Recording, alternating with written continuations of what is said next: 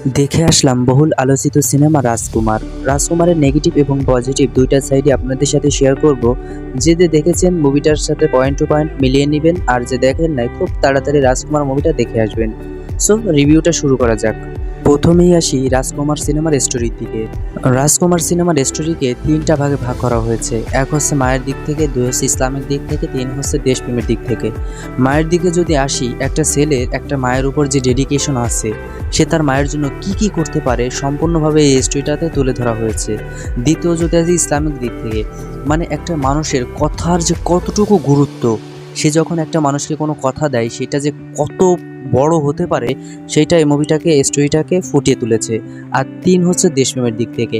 আমরা সচরাচর দেখে থাকি মানুষ প্রবাসে গিয়ে ইনকাম করে, মানে তার পরিবারকে খুশি রাখার জন্য প্রবাসে যায়।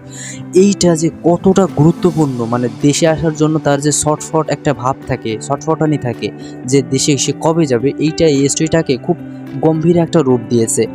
ইন টোটাল মোট কথা স্টোরিটা খুবই সুন্দর একটা স্টোরি, এক কথায় অসাধারণ ছিল। সেকেন্ড আসি রাজকুমারের গানের দিকে।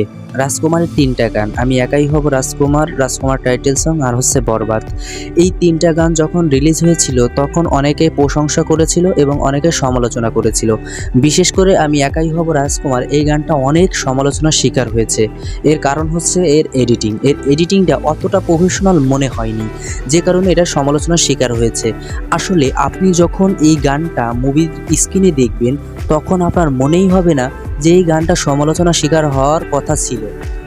আসলে এমনভাবে গানটা বসানো হয়েছে আর এমন স্টোরি বেস তৈরি করা হয়েছে, যে কারণে এই গানটা এইরকমেরই পারফেক্টভাবে মনে করা হয়েছে, ডিরেক্টর তাই এইভাবেই করেছে। এরপরে বরবাদ গানটা যদি আসি, এই যে সেট সংটা ছিল সেইটাও কিন্তু স্টোরি বেস তৈরি করা হয়েছে এবং গল্পের সাথে মিল রেখেই তৈরি করা হয়েছে। আর রাজকুমার সংটাও কিন্তু অস্থির ছিল। এক কথায় গানগুলো এমনভাবে বসানো হয়েছে আর গানগুলো এত ভালো ছিল যে মুভিটাকে ফুটিয়ে তুলতে গানগুলো অসাধারণভাবে ব্যবহার করা হয়েছে। থার্ড যেটা বলতে হয় সেটা হচ্ছে বিজিএম।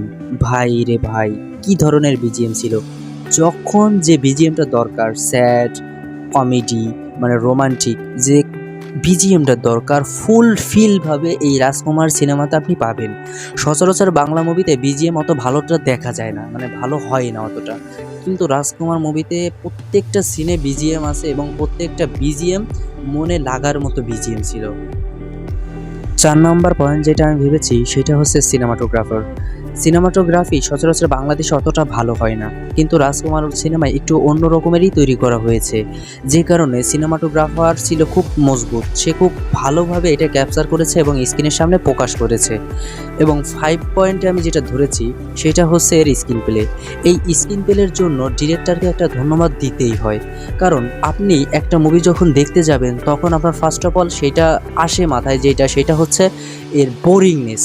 মানে একটা মুভি দেখতে গেলে বোর একটা ফিল হয়, কিন্তু আপনি রাজকুমার মুভিটা দেখলে আপনি বুঝতেই পারবেন না যে আপনার কোনো জায়গায় বোর ফিল হচ্ছে, কারণ এত সুন্দর করে এত ভালোভাবে উপস্থাপন করেছে হিমেল আশরাফ। এই জন্য তাকে একটা ধন্যবাদ দিতেই হয়। এই ৫টা পয়েন্টের সাথে আরও কিছু পজিটিভ থিঙ্কিং জিনিস ছিল, সেটা হচ্ছে এর স্পেশাল যে ক্যারেক্টার দুইটা আনা হয়েছে, মাহিয়া মাহি এবং আরশ খান। দুইজনের যে ক্যারেক্টারটা ছিল আর দুইজনের যে অভিনয়টা ছিল, এক কথায় এক্সট্রা অর্ডিনারি কিছু ছিল।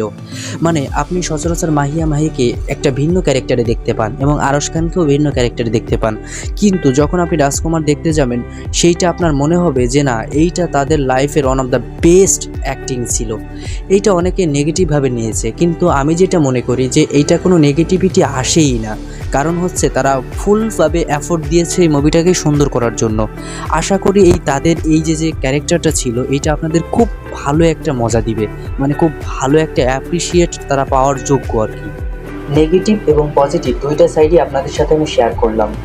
এই মুভিটার একটা জিনিস না বললেই নয়, সেটা হচ্ছে মুভিটার ইমোশন। মুভিটা এতটা ইমোশনাল ছিল যে একটা সময় আপনার মনে হবে যে চোখ দিয়ে পানি আসার মতো সিন ছিল। মানে এক কথায় এতটা ইমোশনাল সচরাচর আমি দেখিনি। ক্যারেক্টার ওয়াইজ যদি আমি বলি যে এইটা মনে হয় শাকিব খানের one of the best acting ছিল, মানে পিওর একটা অভিনয় ছিল এই রাজকুমার সিনেমাতে। আপনার মনেই হবে না যে এটা কোনো সিনেমা, মনে হচ্ছে যে রিয়েলিস্টিক ফিলটা আপনাকে যখন দেয় কোনো জিনিসে, সেইটাই আপনার মনে হবে ফুল রিয়েল একটা ফিল। পুরো মুভিটাই ছিল রিয়েলিস্টিক, এই রকমেরভাবেই আপনি ফিল পাবেন। আশা করি মুভিটা আপনি দেখবেন এবং মুভিটা আপনার কেমন লেগেছে নিশ্চয়ই আমাকে জানাবেন। আজকে এই পর্যন্ত, ভালো থাকবেন, সুস্থ থাকবেন, দেখা হচ্ছে নেক্সট কোনো ভিডিওতে। ধন্যবাদ।